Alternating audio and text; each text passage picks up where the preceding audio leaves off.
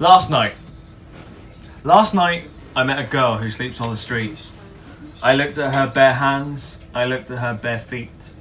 I thought about the chill that gets to her, how she must shiver to the bone, how she must be isolated, and how she feels all alone. How she craves attention, and how she craves touch. How homeless people are actually friendless because nobody misses them that much. Last night I met a man who was just a long thumb instead of a full hand, and just 3 deformed fingers on the other hand. Watching him struggle as he counts out his change, people staring at him, finding his genetic anomalies strange, his confidence shot, not so easy for him to interchange, but being the best he can be, accepting there's no chance for alteration, there will be no change. Last night I saw some women walking and staring into their phones, liking those Instagram posts. A strange way of taking credit for something you do not own. Like all these likes will provide you a throne, because this is how the seeds of communication will be sown. But there's no skill in clicking buttons. There's nothing there to hone. So it's all predictable. This is the death of the unknown. Last night I met myself. Analysed my health. Analysed my wealth. I stared at this skinny body. I couldn't think or feel, it's not too shoddy. Wanting to be more. Muscles, less hair. Why can't I look like Thor? Why do I judge myself as something that you should deplore?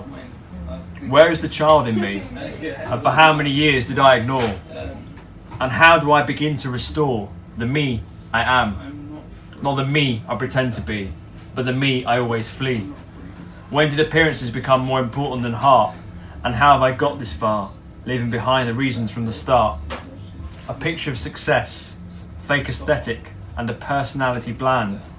How did I adopt this mentality? And why is this my brand? Last night, I met a man who cries.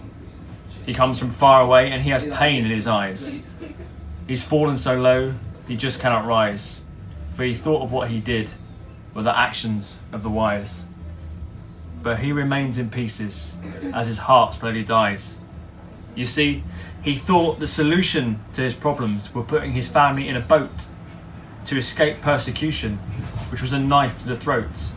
His oppressors would gloat because his method of safe passage just wouldn't float. The only thing left of his life is his dead daughter's coat.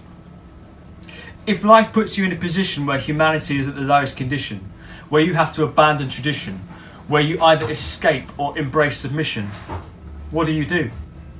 How can it be possible that it would be safer to put your family in the middle of the sea because the land you inhabit, it just isn't free? It will never be. The home you tried so hard to give roots, to create your family tree, is crumpled by destruction and loss, and you now have to refer to family as I and no longer we. Tell me, which of these people would you rather be? Thank you.